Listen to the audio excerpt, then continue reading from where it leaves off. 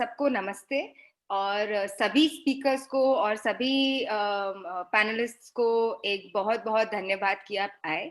तो अभी ने काफ़ी चीज़ें कह दी जो मैं कहने वाली थी, लेकिन बस आपको एक थोड़ा कॉन्टेक्स्ट देते हुए कहना चाह रही हूँ कि आज की जो चर्चा है, हमारी उम्मीद है कि हम बात कर पाएँगे कि स्थानीय सरकार के साथ एक बेहतर तालमेल के लिए किस तरह का कौशल और किस तरह का क्षमता निर्माण हम एज जनता, एज संस्थाएं अपने अंदर कर सकते हैं।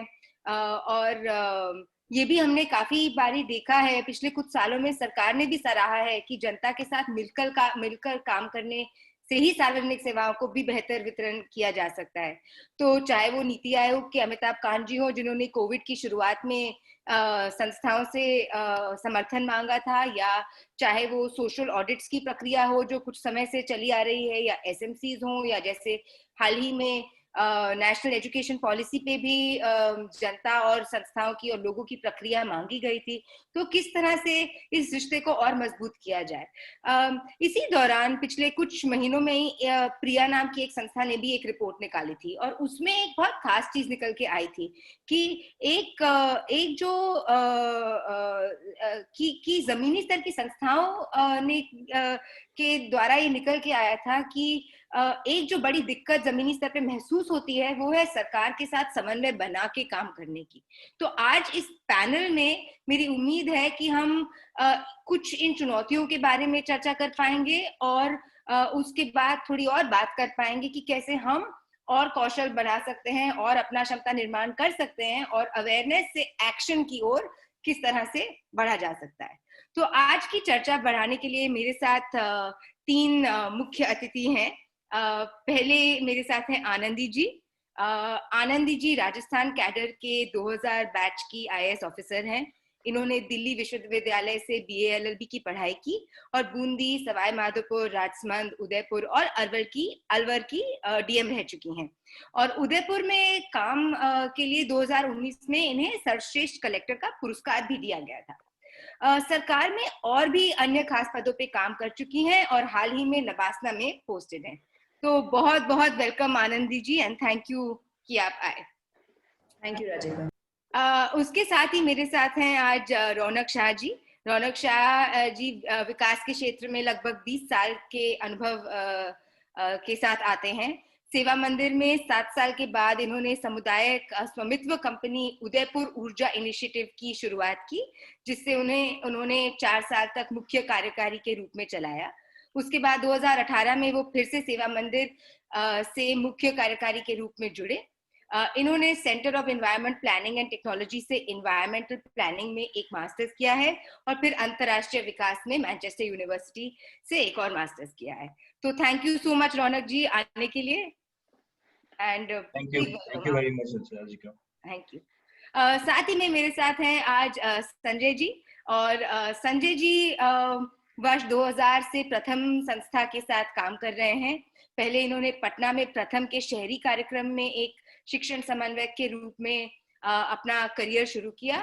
इसके बाद इन्होंने अपनी टीम के साथ प्रथम का ग्रामीण काम और उत्तर प्रदेश का ग्रामीण काम शुरू किया।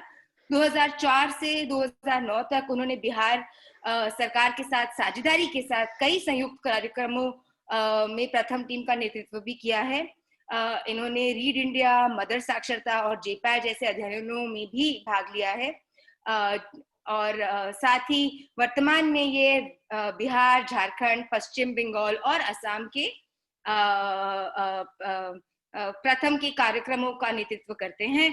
संजय जी ने श्रम और सामाजिक कल्याण में पटना यूनिवर्सिटी से मास्टर्स की है और विज्ञान इलेक्ट्रॉनिक्स में मगध यूनिवर्सिटी से बैचलर्स। साथ ही इनके पास 20 यूनिवर्सिटी से एक एजुकेशन मैनेजमेंट में भी डिप्लोमा है। तो बहुत बहुत धन्यवाद संजय जी, आप आए और आपका बहुत बहुत स्वागत। नमस्ते नमस्ते, बहुत बधाई। तो शुरू करते हैं रौनक जी से।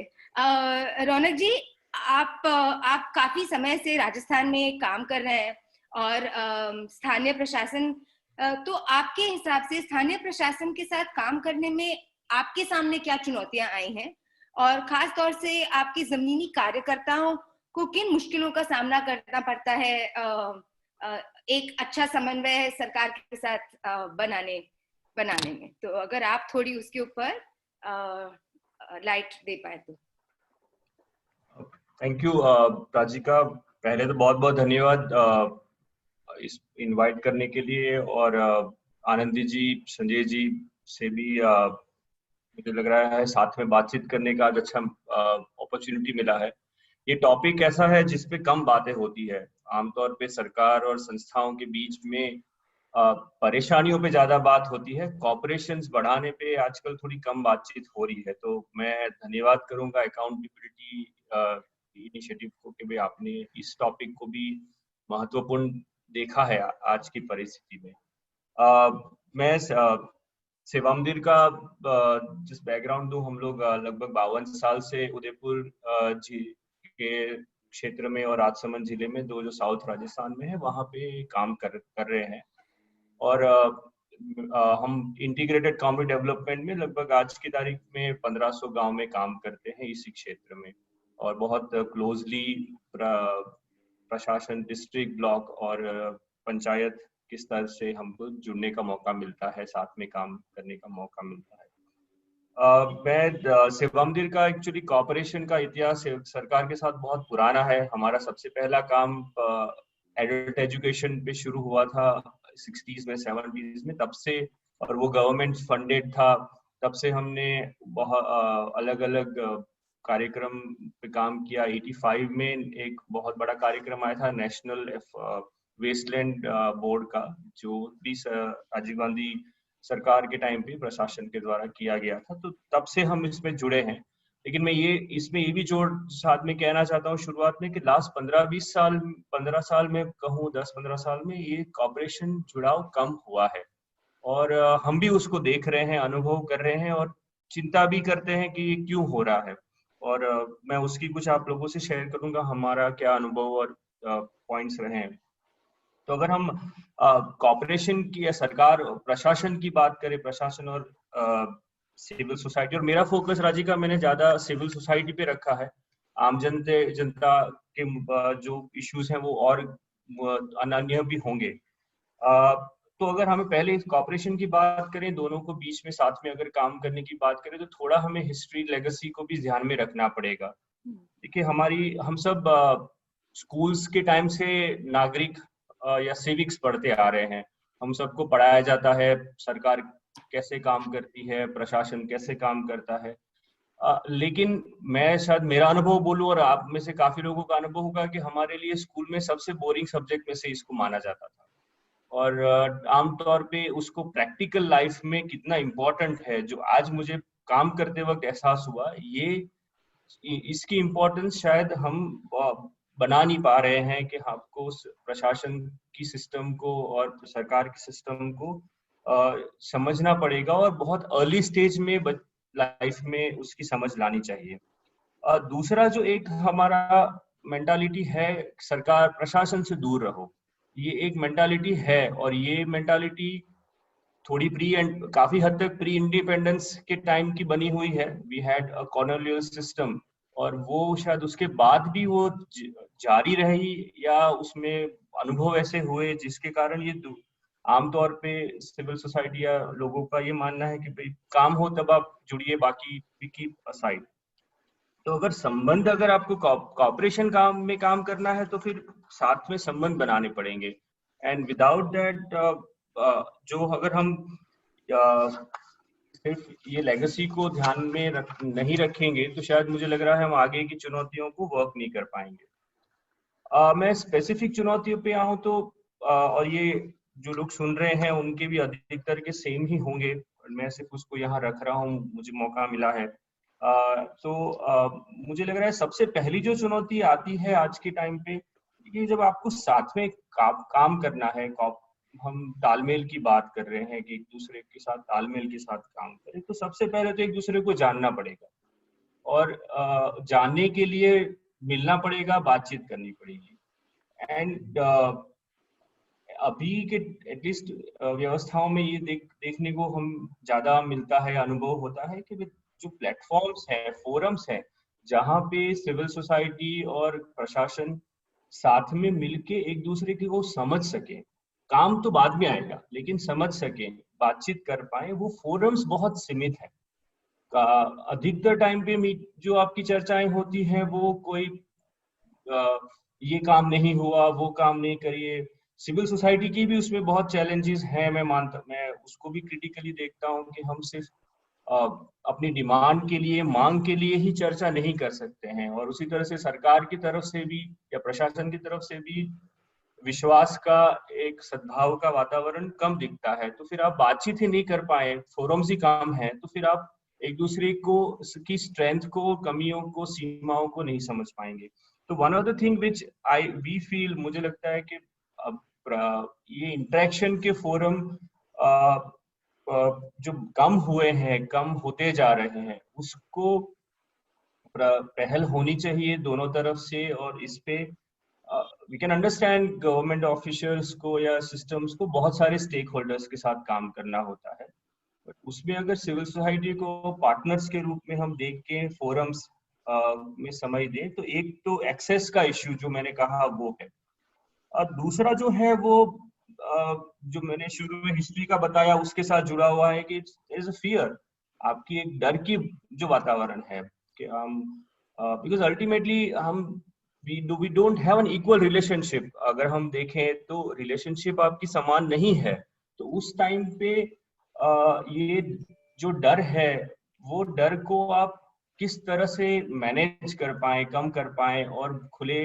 रूप में उस पे हम बातचीत कर पाए, और साथ में काम करने की बात करें। और एक जो गांधी जी हमेशा कहते थे लीडरशिप में, या जो प्रशासन में या सरकार में होता है, ह्यूमिलिटी इज वेरी इंपॉर्टेंट। अब जो लीडरशिप में है, मैं संस्था का लीडर हूँ आज, I can be a good leader only when I have humbleness. मैं वो ह्यूमिलिटी को रखूं, प्रेजेंट करूं, और उस चीज को जो डिसीजन मेकर हैं उनको तो और अधिक दिखाना पड़ता है। तो ये humility also has to be ensured from both side. मैं कभी नहीं कहूंगा कि प्रशासन की ही कमी है। I we are equally giving, civil society में भी ये दिक्कतें हैं, बट जो डिसीजन मेकिंग में है उन पे ज्यादा अपेक्षाएं होती हैं। और तीसरा जो पार्ट है वो है जानकारी का। और सबसे बड़ा जो मुझे लग रहा है, जो मैंने सिविक्स की बात की थी कि भाई आपको जानकारी ही जो सिखानी है, बतानी है, तब से वो कमी बढ़ती बढ़ती जाती है। सो व्हेन वी वर्क, अगर आज मुझे कोई गवर्नमेंट डिपार्टमेंट के साथ काम करना है या अप्रोच करना है, तो मुझे 3-4 चीजों की जरूरत पड़ती है। एक है, पहले तो मुझे सबसे पहले जानना पड़ेगा कि भाई ढांचा क्या है, वो कौन कहाँ बैठ रहा है, क्या स्ट्रक्चर है। और ये भी वेरी करता है स्टेट टू स्टेट में भी, तो ऐसा भी नहीं है कि पूरे इंडिया में हमारे यहाँ स्ट्रक्चर मोरलेस सेम है। तो उसकी जानकारी को समझना itself is a big science. मतलब मैं ऑनेस्टली कहूँ, आज की तारीख में मुझे उलझन हो जाती है, मुझे पूछना पड़ता है कि भाई इनके बाद कौन से अधिकारी के पास मुझे जाना चाहिए। तो ये एक है, और उसके साथ जो जुड़ा हुआ है कि किनके पास क्या अधिकार हैं और क्या जिम्मेदारी है, ये दूसरी है। पहले से बहुत जानकारी इंटरनेट से आज गवर्नमेंट ने भी काफी बाहर दे रहे हैं, आपको नेट पे मिल जाएगा, उनके यहाँ बाहर बोर्ड लगे होते हैं। बट अंडरस्टैंडिंग दैट कि ये चीज यहाँ पे हो सकती है, उसकी दूसरी चीज आपके लिए आपको अन्य किसी के पास जाना पड़ेगा। तो ये स्पष्टता, एक तो हमें फर्स्ट ढांचा और क्या अधिकार जिम्मेदारी पे थोड़ा इंफॉर्मेशन की जरूरत पड़ती। दूसरा है internal system. I think government की सबसे बड़ी जो हमें मुश्किल पड़ती है, और मैं मानता हूँ शायद अंदर भी पड़ती होगी, शायद आनंदी जी आज बताएं उनके तरफ से भी, it's a very complicated system. हम एक छोटी संस्था चलाते हैं तब भी हमें प्रक्रियाओं में और उसमें हम काफी उलझते हैं। तो गवर्नमेंट की, प्रशासन की सिस्टम बहुत बड़ी है, तो उसमें कहाँ पे क्या निर्णय होगा, क्या एलिजिबिलिटी है अगर आपको कुछ चीज के लिए अप्लाई करना है, क्या डॉक्यूमेंट्स है। और जो एक जो सबसे बड़ा चैलेंज आता है कि निर्णय करने की process is what it's not very clear many time कि वो स्ट्रेट फॉरवर्ड चीजों में तो मालूम पड़ जाता है कि भाई आपको यहाँ से ये मिल जाएगा, but as soon as we get into complex system वो चीज में हाँ उसकी कमी, इंटरनल प्रोसेसेस जल्दी समझ में नहीं आती। और थर्ड है आज आई थिंक हमारे देश में योजनाओं का बनाना और उसका लॉन्च करना is very large scale common. हर बार कुछ नई योजना आएगी, नए नाम की आएगी, उसकी क्या वित्तीय सिस्टम होगी, कहाँ फंडिंग फ्लो क्या होगा, किस पंचायत में कितना आएगा, कहाँ से आएगा, ये सब जानकारी जुटा पाना हमेशा ही एक चुनौती रहती है कोई भी ऑर्गेनाइजेशन को जब हम काम करते हैं। And I think last part जो मैं पॉइंट चैलेंज रख के यहाँ पे खत्म करूंगा मेरी बात को, which is decentralised decision making. जब हम एक 73rd अमेंडमेंट में जब हमने चीजों को डिसेंट्रलाइज करने की, पंचायती राज पे जाने की पहल की, उसमें जो एक सोच थी या जो होनी हमको और सक्षम करनी पड़ेगी, वो है निर्णय करने की प्रक्रिया भी डिसेंट्रलाइज बनाने की और अधिक आवश्यकता है। और ये हमें चुनौती आती है बिकॉज प्रॉब्लम्स जो होते हैं, अगर एक गांव का प्रॉब्लम है, उनको अपने यहाँ पे अगर एक चारागाह पे काम करना है या एक वाटर हार्वेस्टिंग स्ट्रक्चर बनाना है, स्कूल को लेके, वो तो उनका लोकल प्रॉब्लम है, उसका समाधान भी लोकल ही निकलेगा। उस समाधान को अगर हम एक सेंट्रलाइज सिस्टम में देखने जाएंगे तो वो लॉस्ट हो जाएगा, उसकी जो स्पेसिफिक इश्यूज हैं वो लॉस्ट हो जाएगी, और वो फिर उसका समाधान एक जनरल सिस्टम में ढूंढा जाएगा कि भाई हर जगह पे, अगर एक जगह पे स्कूल में पानी का प्रॉब्लम आया तो फिर रूल क्या होगा, हर जगह पे हमें टंकी बनानी है, सेम बनानी है, ऐसा नहीं होता है। हर जगह पे सेम समाधान होते नहीं है, और I think people can decide their solutions much better. तो ये जो डिसीजन की प्रोसेस है, ये डिसीजन की प्रोसेस डिसेंट्रलाइज्ड हम कैसे और बना पाए मुझे नहीं मालूम। ये इशू काफी बड़ा है, लेकिन इसकी हमें चुनौती दिखती है डेफिनेटली। तो मैं यही कहूंगा कि आई थिंक तालमेल कॉपरेशन बढ़ाने के लिए सबसे इम्पोर्टेंट है एक दूसरे को जानना और उस विश्वास बनाना एक दूसरे के ऊपर, और वो और कैसे बढ़ाया जाए, किस तरह से किया जाए, बाकी की प्रोसेस धीरे धीरे उसके पीछे फॉलो करती है। So Rajika, I hold your my self here only. Thank you. बिल्कुल नहीं, थैंक यू रौनक जी, आपने काफी अहम मुद्दों के ऊपर लाइट डाली है, खास तौर से लोकल लेवल पे, मतलब डिसेंट्रलाइज डिसीजन मेकिंग हो जाए या जानकारी का अभाव हो, या एक तरह से जो हम वो फियर भी कहते हैं या इस अनइक्वल रिश्ते की भी बात करते हैं, तो वो भी कहीं ना कहीं आई थिंक प्ले आउट करता है। और जहां तक मैं समझती हूँ कि ये राजस्थान के एक्सपीरियंस से तो है ही, लेकिन हो सकता है कि बाकी राज्यों में भी इसी तरह से देखने को मिले। और इसी के साथ और इसी चुनौतियों को एक बारी और थोड़ा और गहराई से समझते हुए मैं संजय जी के पास जाना चाहूंगी कि अगर आप भी इस बात पे थोड़ा और ऐड कर पाए कि बिहार के परिप्रेक्ष्य में क्या आप भी स्थानीय सरकार से जुड़ने की चुनौतियों को अपने हमारे साथ साझा कर पाए, खास तौर से जो आप कोविड के दौरान किए गए काम के बारे में भी मुझसे अलग से भी बात कर रहे थे, उस बात को भी, तो मुझे लगता है कि थोड़ा और स्पष्ट तरीके से जो बहुत स्पेसिफिकली चैलेंजेस हैं वो निकल के आएंगे, और फिर हम आनंदी जी के पास चलेंगे उसके बाद। बहुत अच्छा। ऐसे सभी के लिए, मेरा नाम संजय कुमार है और प्रथम में पिछले 20 वर्षों से काम कर रहे हैं। और जैसा कि आप लोगों को पता है कि प्रथम प्राथमिक शिक्षा के क्षेत्र में कि सभी बच्चे स्कूल में और बेहतर शिक्षा ले पाए, उस बिंदु पर काम कर रहा है।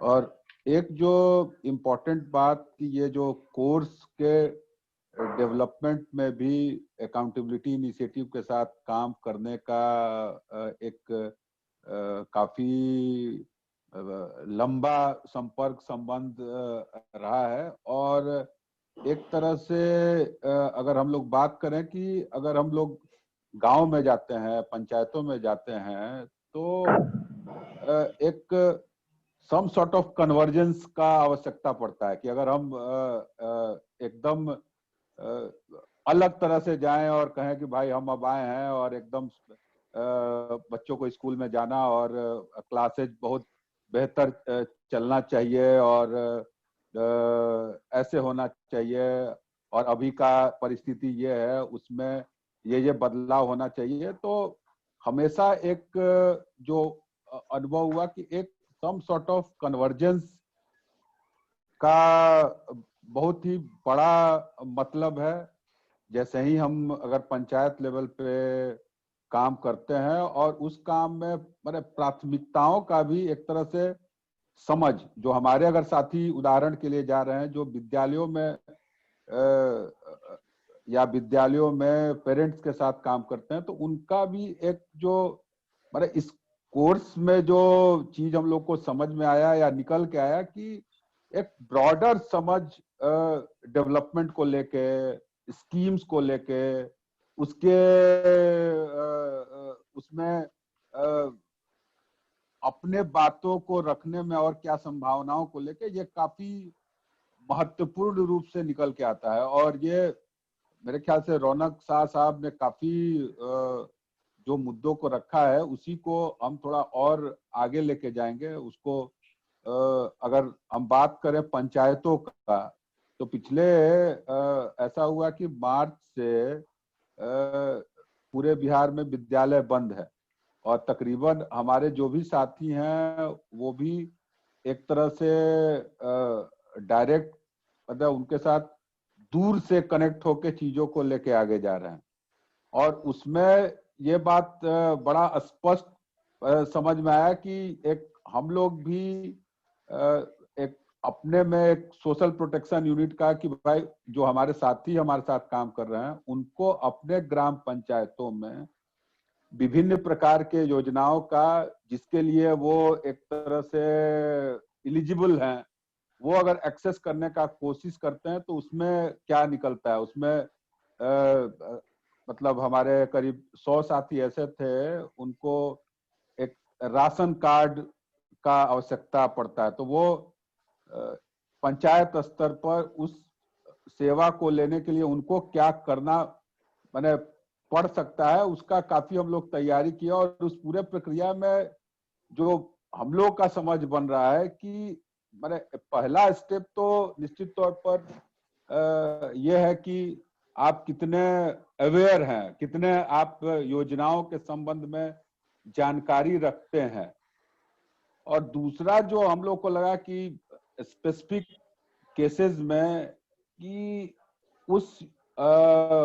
उन चीजों को पाने के लिए आपको, जहां उदाहरण के लिए कि हाँ हम फॉर्म तो भर दिए, उसके आगे का स्टेप को समझना और उस पर बातों को लेके जाना, तो उसमें काफी मतलब इंटरेस्टिंग अनुभव रहा है। और जो हम लोग को ऐसा लगता है कि एक जो मैंने अभी भी बाकी और योजनाओं को लेके भी, जैसे अभी हम पिछले काफी समय से थोड़ा मैंने योजना जो हमारा अनुभव था कि अलग अलग स्तरों पर भी चीजों को समझने का जरूरत है।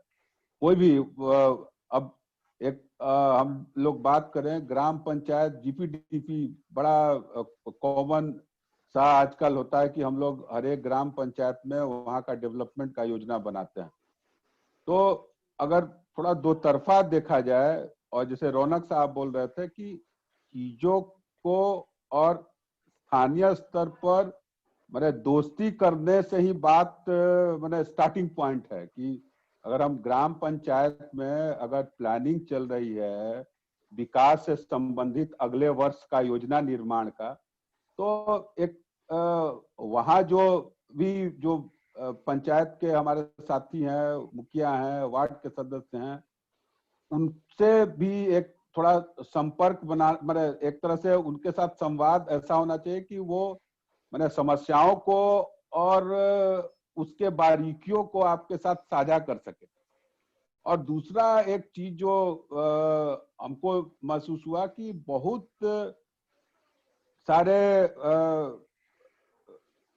इस तरह के समन्वय में एक तरह से जो स्टेट लेवल, डिस्ट्रिक्ट लेवल का भी एक जो टाइमलाइन है या बाकी उनका जो प्रारूप है, उस प्रारूप को पूरे स्पिरिट में मतलब पंचायत लेवल पे लागू करने के बारीकियों को भी एक तरह समझना जरूरी है।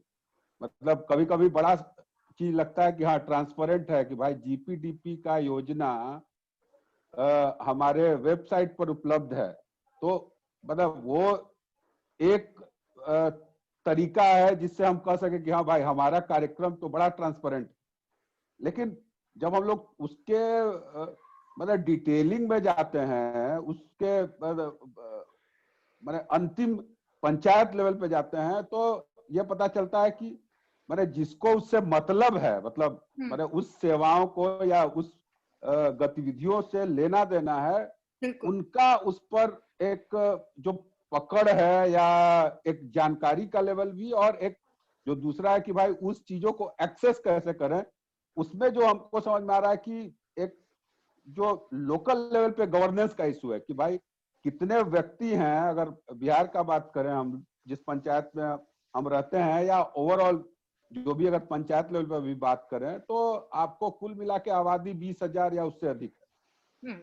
और वहां का अगर स्ट्रक्चर देखें तो एक पंचायत सचिव है, शायद उसके जिम्मे भी मोर देन 2 पंचायत है। तो मतलब 40,000 के पॉपुलेशन को कैटर करने वाला एक व्यक्ति है, जो माने एक ही पंचायत से वो 2 पंचायतों का सचिव है। और उस पंचायत में भी जो स्केल जिसको बोल सकते हैं हम लोग की जो स्केल है, उस स्केल पर मेरे ख्याल से मैंने गवर्नेंस का भी एक बड़ा मसला है कि भाई वो मैंने उसके लिए आवश्यकता, उदाहरण के लिए मैंने 5 लोगों का है या टेक्नोलॉजी का है या मतलब एक ऐसे व्यक्ति का है जो शायद मैंने इन चीजों को व्यवस्थित कर सके और चीजों को आगे लेके जा सके। तो मेरे ख्याल से इन चीजों को भी उस एंगल से भी देखना एक मेरे ख्याल से आवश्यक है। और एक अभी के केस में जैसे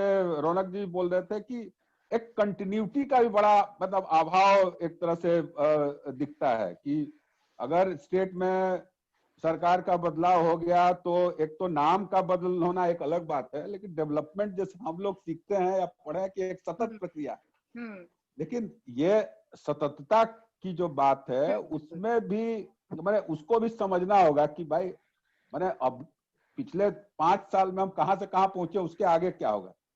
तो जो व्यक्ति मैंने हर स्तर पर पंचायत के पर भी बात करें, ब्लॉक पर भी बात करें, जिला पर बात करें, राज्य पर भी जो बात करें, वो बदलाव का विकास के साथ जो संपर्क और समझ है कि वो कंटिन्यूटी का जो मसला है, जो एक कहीं ना कहीं आपके कार्यक्रम को मतलब एक तरह से एक्सेस दिलाना तो एक बात है कि अभी मनरेगा है तो एक एक्सेस हुआ, लेकिन उसको कंटिन्यूअस उसमें सपोर्ट, सहयोग या जो लाभार्थी हैं उनके साथ समन्वय, चर्चा, मतलब ये मेरे ख्याल से कंटिन्यूअस प्रक्रिया है। कोई ऐसा नहीं कि आज जो पीछे जो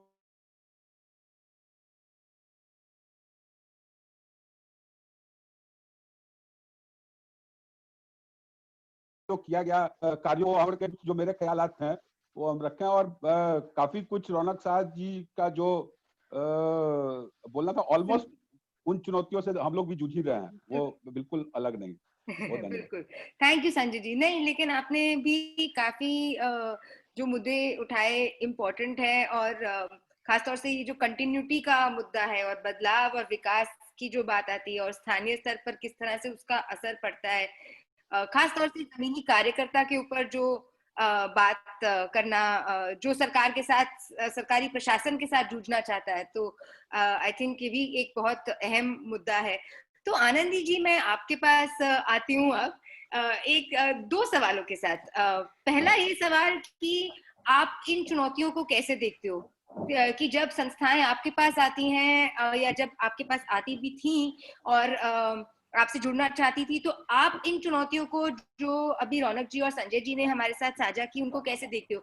चाहे वो एक्सेस की हो, या जो फोरम्स अब कम हो गए हैं उसकी हो, या वो कंटिन्यूटी की हो, या वो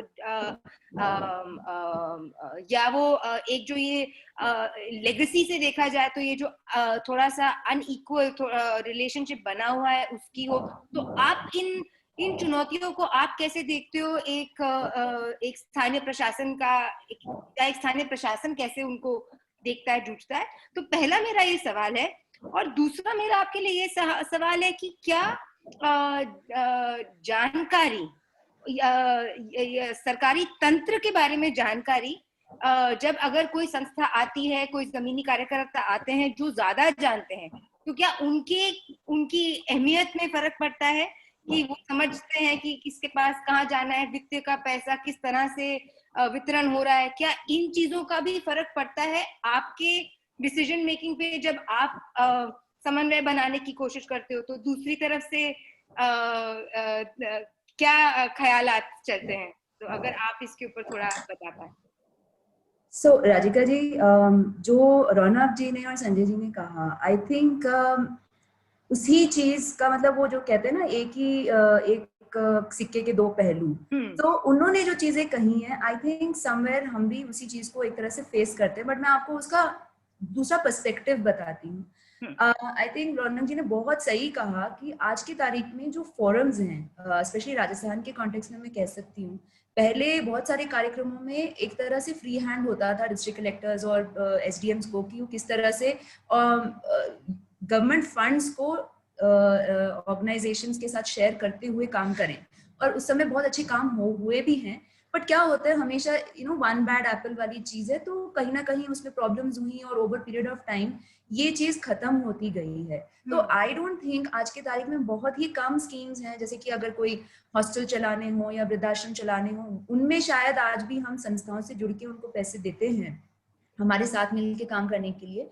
पर जो ब्रॉडर चीज है उसमें वो पार्टनरशिप्स काफी हद तक कम हो चुकी हैं, और इसीलिए ये बहुत सही है कि ये फोरम्स जो हैं ये आज की तारीख में formal channels of interaction between government and civil society, formal का मतलब ये है कि जो गवर्नमेंट में अलाउड है, सेटअप है, जैसे पंचायती राज इंस्टीट्यूशंस के लिए तो फॉर्मल है ना, कि आपको, जैसे संजय जी बता रहे थे, जीपीडीपी, उसकी क्वालिटी अलग इशू है, but there is a process कि आपको ये ग्राम पंचायत बुलाना है। वो अलग बात है, ग्राम पंचायत में 4 आदमी भी नहीं आता, बट बुलाते तो हो। वो फॉर्मल इंस्टीट्यूशंस भी नहीं है आज की तारीख में। सो ये एक बड़ा चैलेंज है। तो इसका क्या फॉल आउट है? एक सरकारी आदमी के पर्सपेक्टिव से इसका फॉल आउट ये है कि मुझे मेरे पर्सनल इनिशिएटिव से, मेरे पर्सनल इंटरेस्ट से ये पार्टनरशिप बिल्ड करना पड़ता है। तो इसमें जो प्रॉब्लम आती है, कुछ जो संस्थाएं हैं, जैसे कि आपने आज बुलाया यहाँ प्रथम और सेवा मंदिर, ये बहुत ही प्रतिष्ठित है, बहुत लंबे समय से काम कर रही हैं।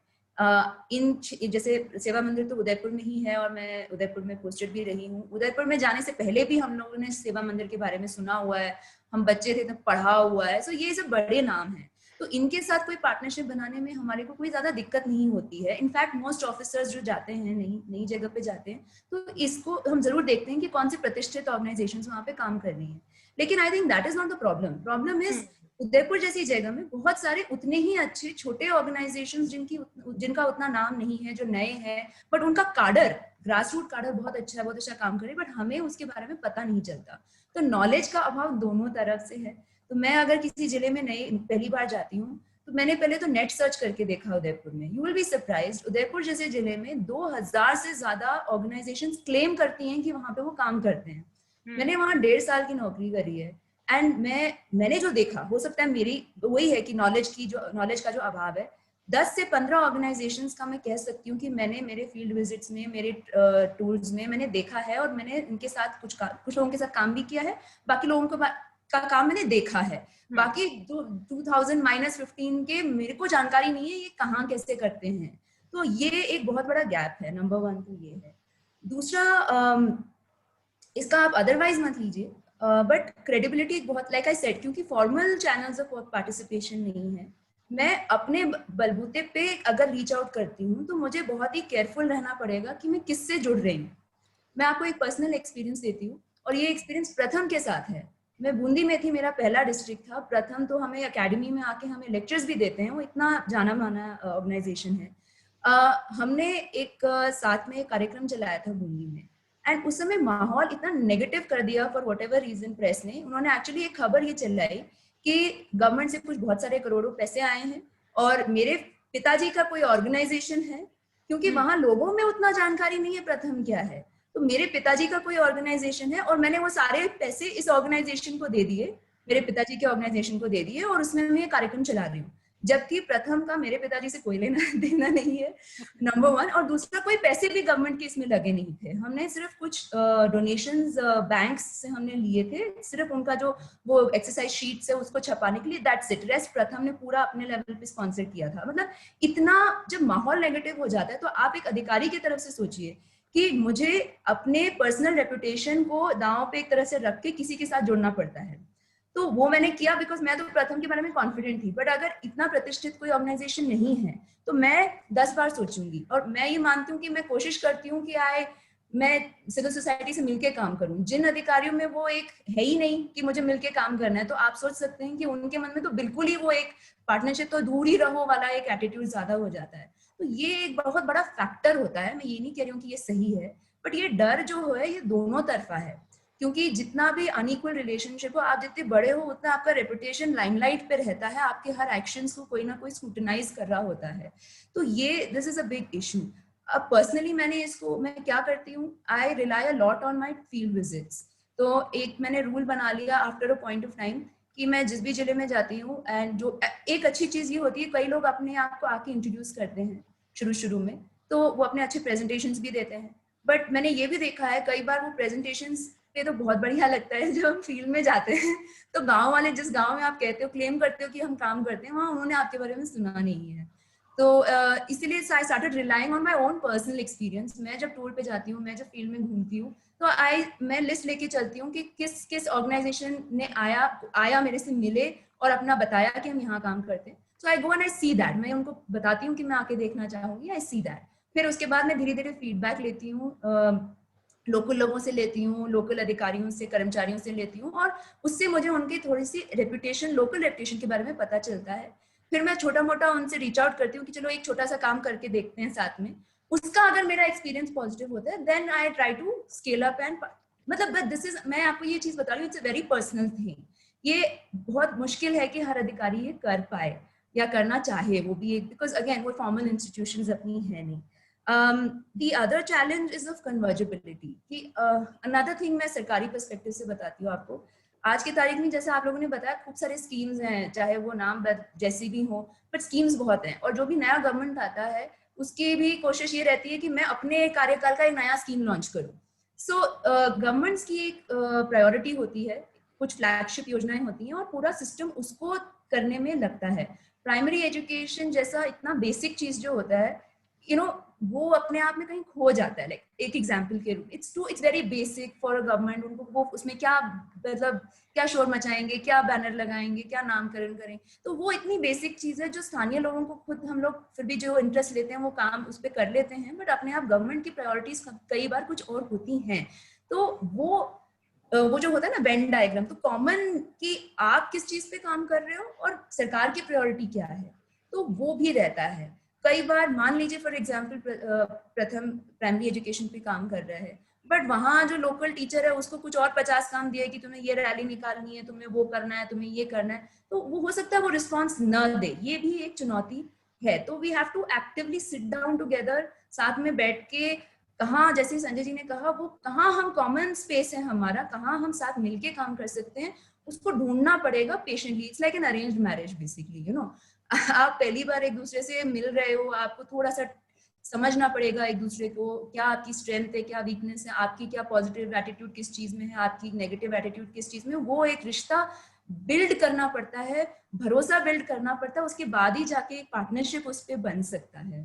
तो आपने जो क्वेश्चंस पूछे थे, आई थिंक कंटिन्यूटी वाली एक पॉइंट उसमें है। So continuity, you're absolutely right, but मैं इसमें थोड़ा सा मेरा अलग व्यू है। आई थिंक कंटिन्यूटी उस चीज से नहीं आती है कि मैं उसमें काम कर रही हूँ या सिविल सोसाइटी काम कर रहा है, वो उस चीज से आती है कि जब लोगों से नीचे से उस चीज का एक डिमांड अपने आप आए। आपको मैं एक और एग्जांपल देती हूँ, जहां जनता अवेयर है। मैं ईस्टर्न राजस्थान के डिस्ट्रिक्ट्स में रह चुकी हूँ, Alwar, Sawai Madhopur, even Bundi to some extent. वहां अगर 2 महीने के लिए आपके पीडीएस दुकानदार ने राशन नहीं दिया, पूरा गांव का गांव आके कलेक्ट्रेट में बैठ जाते हैं धरना देने के लिए। वही चीज मैं उदयपुर में गई, 2 साल से इतने सारे लोगों को, 30,000 लोगों को नहीं मिला था। किसी की वो मतलब मैं ये नहीं कि मंशा गलत थी, there was some technical problem. 30,000 people 2 साल से उनको गेहूं नहीं मिला, किसी ने मुंह नहीं खोला। तो ये चीज जनता, I think both government and civil society needs to work on. हमें उनको हमारे ऊपर डिपेंडेंट नहीं करना है, हमें उनको अपनी आवाज उठाने को सिखाना है, तभी जाके ये कंटिन्यूटी मेंटेन होगी। तो जैसे संजय जी ने बताया, बहुत ही अच्छा एग्जांपल है। जीपीटीपी के लिए you have this whole system कि आप पंचायत को ग्राम सभा बुलाओगे, सब मिलके बैठेंगे, डिस्कस करेंगे। नहीं होता है ये। क्यों नहीं होता है? सरपंच अपने हिसाब से बना लेता है, 4 नाली इधर और 5 रोड इधर और खत्म कहानी। जबकि आपको जरूरत होगी चारागाह बनाने की, जरूरत होगी स्कूल्स की, बट पंचायत ग्राम सभा में कोई आता नहीं है, कोई पार्टिसिपेट नहीं करता है। तो उनकी कैपेसिटी बिल्डिंग पे हम दोनों को एक्चुअली काम करना चाहिए। जब तक वो नहीं होगा, ये कंटिन्यूटी नहीं आएगी। ये मेरा पर्सनली मानना है। दूसरा, आपने मेरे से सवाल किया था processes. Absolutely, I completely agree with Raunak ji. ये बहुत बार देखने को मिलता है। आई थिंक क्या होता है, स्पेशली जो यंगर ऑर्गेनाइजेशंस हैं, जिनमें खूब सारा जज्बा है काम करने के लिए, वो सरकारी सिस्टम से बहुत फ्रस्ट्रेट होते हैं। और मैं आपको सच बताऊं, कभी कभी हम लोग खुद भी फ्रस्ट्रेट होते हैं। तो अगर वो किसी चीज के लिए बीडीओ के पास गया, बीडीओ कहेगा कि अब वो गया डिस्ट्रिक्ट लेवल पे अप्रूवल के लिए, कई बार डिस्ट्रिक्ट से स्टेट में जाता है, उसको आने में महीने लग जाते हैं। तो नीचे आदमी सोचता है यार ये तो मुझे बेवकूफ बना रहा है ना। तो फिर वो क्या होता है, वो उसको गुस्सा आता है, वो एडवर्सेरियल हो जाता है, वो उससे उसकी नेगेटिव खबर छपवाता है या उससे लड़ता है या टुकड़ा करता है। तो फिर वो अधिकारी उससे एकदम फ्रस्ट्रेट हो जाता है, उससे दूर भागने की कोशिश करता है। कई बार ये सही भी है कि घुमाते हैं, मैं मना नहीं कर रही हूँ, बहुत बार ये भी होता है।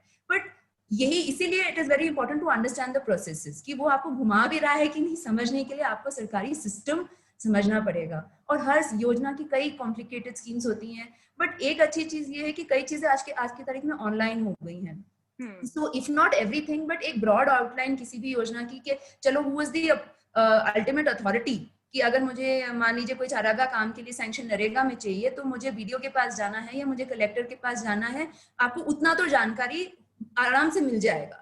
तो ये इस चीज को हमें भी एज एन सिविल सोसाइटी को भी बिल्ड करना चाहिए। And I think as a government we should aim to try and put this out more. मतलब हमें बहुत इसको ट्रांसपेरेंट करने की कोशिश करनी चाहिए। जैसे कि राजस्थान में they have now started this knowledge portal also, कि हम जो ऑर्डर निकालते हैं, जो करते हैं, सब कुछ हमें अपलोड करना होता है। अब वो इतना सारा डेटा है, आपको उसको पढ़ के प्रोसेस भी करना है, but I think it's a first step. At least हम उसको we are putting it out there so that उसको आप प्रोसेस कर सकें। तो आई थिंक उस लिहाज से इट्स वेरी इंपॉर्टेंट।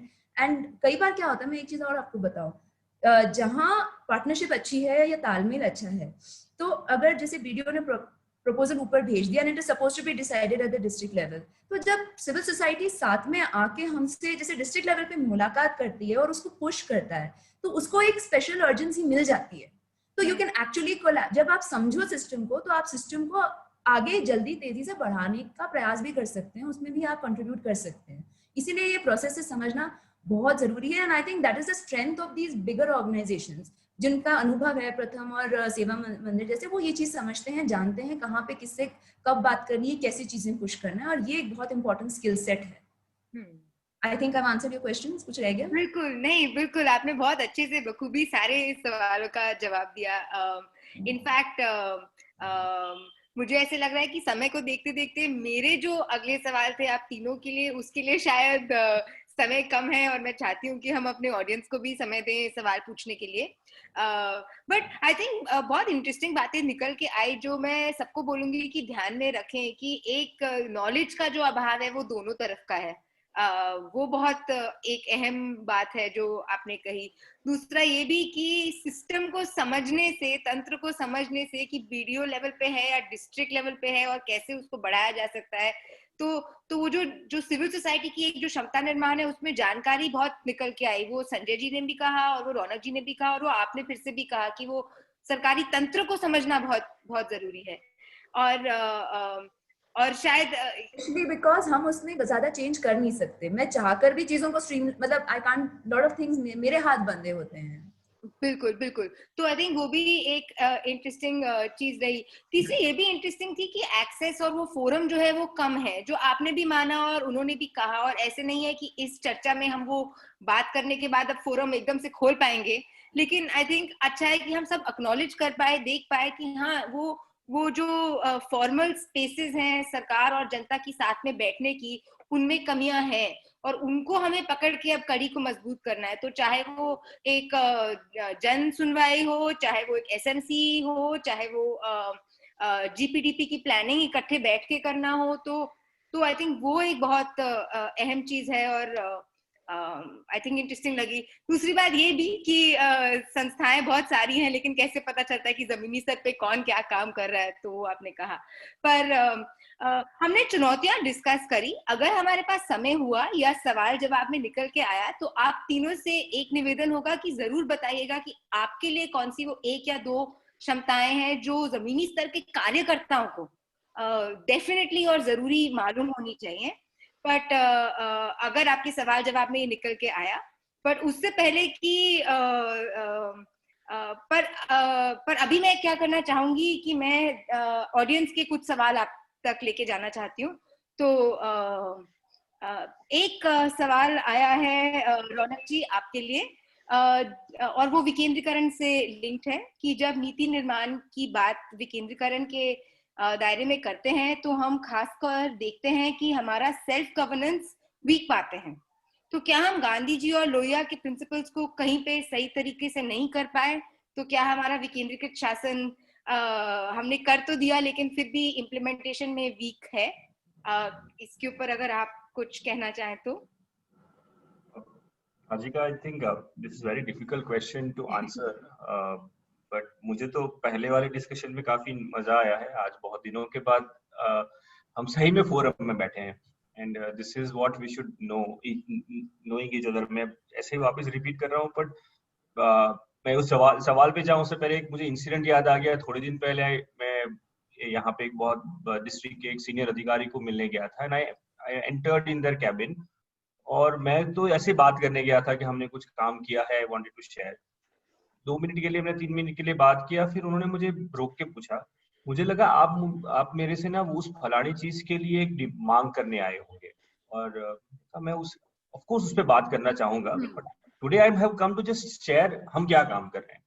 तो ये एक अब मुझे लग रहा है कि हमारा एक दूसरे के लिए पर्सपेक्टिव भी काफी अलग बन चुका है, कि जहाँ पे भी there is civil society image is that हमको मांग करनी है, और वही हमें एक प्रोसेस में हम बढ़ते जा रहे हैं धीरे धीरे। हम वर्ड्स भी यूज लाइक बोलते हैं ना, सरकार को अकाउंटेबल बनाना है।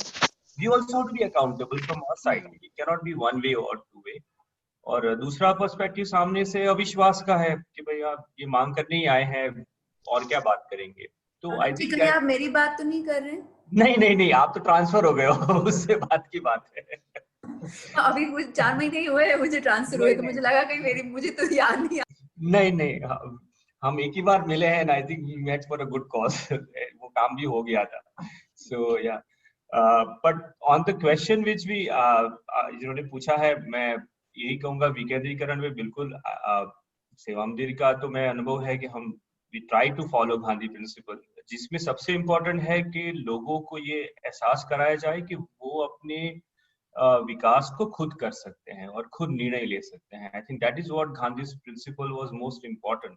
और वो प्रिंसिपल जो है, वो जो अभी हमने ग्राम सभा में लोग नहीं आते हैं या पार्टिसिपेट नहीं कर रहे हैं, इन सब में यही रीजन है कि the discussion is happening like that, कि भैया मेरे घर के सामने या मेरे गांव में हैंडपंप खराब पड़ा है, हम बिना पानी चलते रहेंगे। जो आपने पीडीएस का उदाहरण दिया आनंदी जी ने, वो कि हम वेट करेंगे, but the solution will come from outside, from government. तो I think that self work और सेल्फ इनिशिएटिव वाला जो पार्ट है, वो कहीं ना कहीं कमजोर है। और मैं थोड़ा ऐसा स्टेटमेंट भी दे रहा हूँ, but I think it's also liked by people who are want to rule. It's obviously ये हमारे हर एक के पर्सनल प्रोसेस में भी होता है। मैं भी मेरी टीम में चाहता हूँ कि लोग मेरे पास आए और मैं उनको सॉल्यूशन दूं। तो ये गांधी जी का प्रिंसिपल था और जिसको हम नहीं कर पाए हैं जितना करना चाहिए था। एंड ऑफ कोर्स दैट विकेंद्रीकरण में वो सबसे इम्पोर्टेंट है कि सेल्फ करने का पहले तो जज्बा होना चाहिए और कैपेसिटीज होनी चाहिए, बनानी पड़ेगी। बिल्कुल बिल्कुल।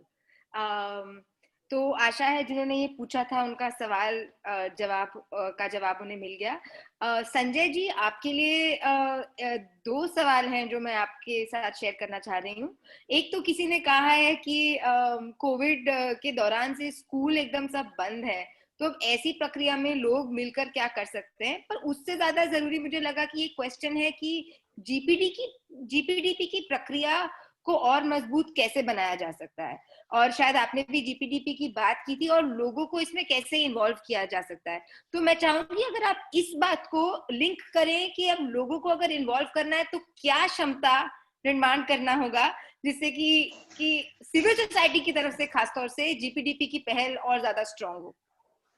नहीं, आनंदी जी भी बताई या रौनक साहब भी बताया, मतलब बेसिकली ये म्यूचुअल तरह का गतिविधि है।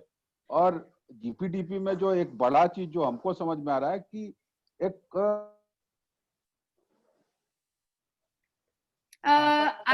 ग्राम पंचायत लेवल पे संसाधनों का, मतलब एक संसाधन हमारे पास कलेक्टिव संसाधन है, उस चीज का मतलब लोकल या पंचायत लेवल पे एक चर्चा बोले और एक सम सॉर्ट ऑफ की भाई उसका उपयोगिता बोले, या माने कलेक्टिव डिमांड क्रिएट करने के लिए गवर्नेंस का भी जो सिस्टम है और सिविल सोसाइटी का भी सिस्टम है, एक दूसरे को समझ के और वो चर्चा अगर हम स्टार्ट कर पाए या क्रिएट कर पाएंगे तो हमको लगता है कि मतलब वही मतलब एक पक्का रास्ता है जिस पर आगे चल के हम लोग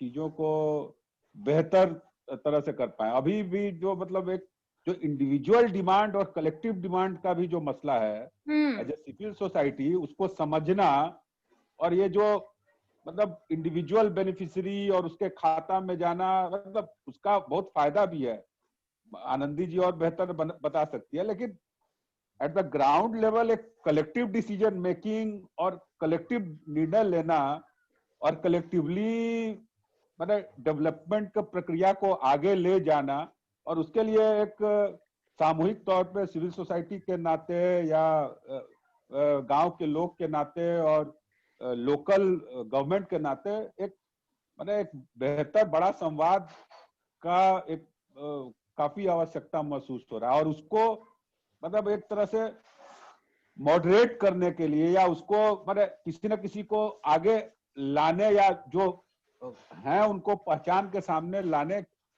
का भी हमको लगता है कोई ना कोई तरकीब। बिल्कुल बिल्कुल। और मुझे लगता है कि इस तरह की चर्चा से ही और तरकीबें निकल के आएंगी। आनंदी जी, आपके लिए एक सवाल है कि आपने भी कहा कि, और लोगों का भी ये मानना है कि अक्सर क्या होता है कि आप जैसे अफसर जब तक रहते हैं तब तक तो काम बढ़िया से आगे बढ़ता है, लेकिन जब ट्रांसफर हो जाता है तो एकदम से तो फिर काम एकदम से रुक भी जाता है और वो प्रोसेसेस सब रुक जाते हैं। तो कैसे सरकारी तंत्र पे भरोसा करना शुरू किया जाए, ना कि सिर्फ एक व्यक्ति के ऊपर जो सरकारी तंत्र का एक हिस्सा है, क्योंकि ये काफी जमीनी स्तर के आई थिंक उनके अनुभव से ये सवाल निकल के आ रहा है कि इस तरह की दिक्कत वो पाते हैं। तो सरकारी आप सही कह रहे हो Radhika, and in fact this is a very big, आप यकीन नहीं करेंगे, अभी जो नए आईएएस ऑफिसर्स हैं उनकी ट्रेनिंग चल रही है, जो अभी इन्होंने 2020 में एग्जाम क्लियर किया, और उनका भी यही सवाल है। इस सवाल का जवाब आज तक कोई ऐसा है नहीं कि आप एक्स करोगे तो ये इस तरह से हो जाएगा। बट मैंने जो अनुभव किया है उससे जो मुझे लगता है कि कोई भी इनिशिएटिव, अगर वही बात हम बार बार उसी पे आते हैं, अगर वो इस तरह से काम कर जाए कि लोकल लोगों को उससे एक तो फायदा है, तो उसकी डिमांड अपने आप बनी रहेगी तो वो काम आगे चलता रहेगा, इररिस्पेक्टिव कि वो ऑफिसर चेंज हो गए कि नहीं चेंज हुए। Number 1। Number 2, I think like for grass root organisation, जैसे हम मेरे जैसे अधिकारी जैसे होते हैं कलेक्टर लेवल पे या इवन एसडीएम लेवल पे, हमारा बहुत फ्रीक्वेंट ट्रांसफर्स होता है, तो हम वहाँ के मतलब हमारा कोई रूट्स नहीं होता, कोई परमानेंसी नहीं होती। लेकिन उससे नीचे जो लेवल्स होते हैं, अमूमन आप तहसीलदार भी ट्रांसफरेबल है, बट आप देखो वो किसी ना किसी तरह से पकड़ के वहीं बार बार आ जाएगा, और उसके नीचे it gets more like that. तो टीचर्स तो मैंने देखे हैं कि 20-20 साल से एक ही स्कूल में है, ग्राम सेवक 20-20 साल से एक ही जगह पर है, इंजीनियर्स भी ऐसे ही हैं। तो आई थिंक इट्स लाइक चाहे वो जितने भी प्रॉब्लमेटिक हों, और उनमें बहुत प्रॉब्लमेटिक लोग होंगे, बट उनसे एक प्रकार का संवाद बनाए रखना, ताकि मतलब अपना फोकस वो इनिशिएटिव हो, अपना फोकस वो काम हो। उनकी 50 बुराइयां होंगी, अपनी भी 50 बुराइयां हो सकती हैं, बट इस काम के मामले में अगर उनसे हम समन्वय बना के रखें, नंबर 1।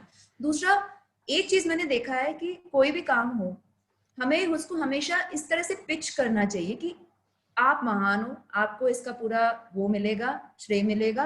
मतलब आप समझ रहे हो, इट्स साइकोलॉजिकल थिंग। बिल्कुल। अगर बाहर से कोई आके कहता देखो आप अपना काम पूरा गलत कर रहे हो, आपको आता ही नहीं है, मैं सिखाता हूँ, तो उसका हमेशा रेजिस्टेंस होगा। बट अगर आप कहते हो कि चलो हम मिलकर ये करेंगे, इससे मुझे तो ये फायदा होगा, वो अलग बात है, बट आपको ये फायदा होगा, तो वो भी उसमें थोड़ा सा इसका इंसेंटिव बन जाता है। So I think it's very important for civil society. मतलब मैं ये नहीं कह रही हूँ ये बेस्ट सोल्यूशन है, बट ये given the current situation, given the current setup, जिस परिस्थिति में और जिस सेटअप में हम आज काम कर रहे हैं, द मोस्ट ऑप्टिमल सोल्यूशन ये है कि हम सिर्फ ऊपर के भरोसे भी नहीं रहें। ठीक है, ऊपर से हम थोड़ा सा पुश कर लेते हैं, बट करना काम तो नीचे वालों को है, तो नीचे वालों का भरोसा जीतकर हम साथ का काम करें, नंबर 1। नंबर 2, सिविल सोसाइटी से उसकी इतनी डिमांड होनी चाहिए कि वो क्या कहते हैं, उससे मतलब जो स्थानीय प्रशासन है उसको करना ही पड़े, क्योंकि लोगों की डिमांड है। तो उस लेवल पे हमें उस इनिशिएटिव को लेके जाना चाहिए। इसके अलावा मैंने और कोई तरीका देखा नहीं है जिससे सस्टेनेबल हो सके चीजें।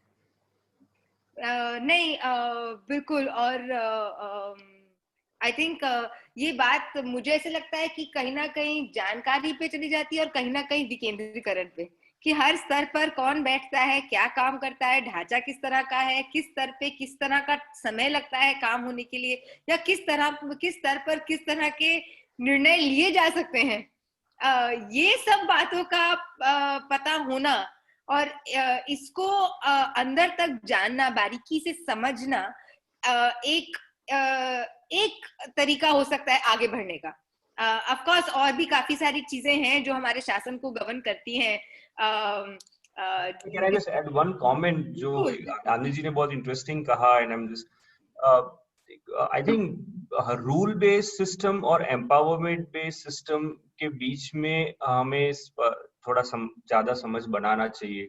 I think we are looking towards lot still more rule based systems के इतने दिन में काम हो जाएगा, ये हो जाएगा, but what she is saying is right and that's a human thing कि आप हम यहाँ पे लगभग 1350 आंगनवाड़ी में उदयपुर में काम कर रहे हैं। हमने 4 साल पहले काम करना शुरू किया था।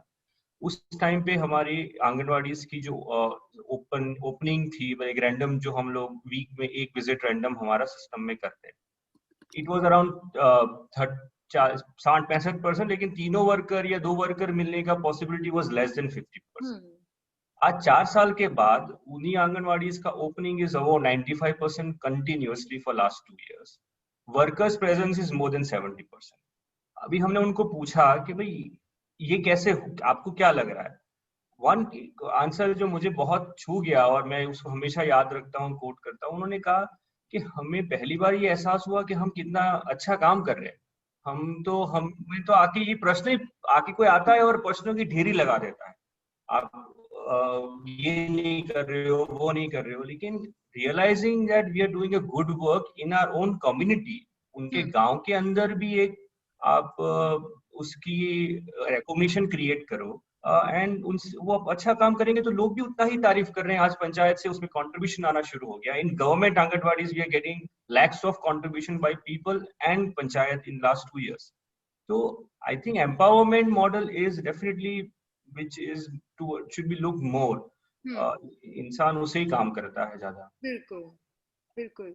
और आई थिंक उसी थॉट के ऊपर मुझे लगता है कि हमें खत्म करना चाहिए। मेरे पास आगे कुछ कहने के लिए नहीं है कि हम सबको मिलकर ही काम करना है और एम्पावरमेंट को देखते हुए ध्यान में।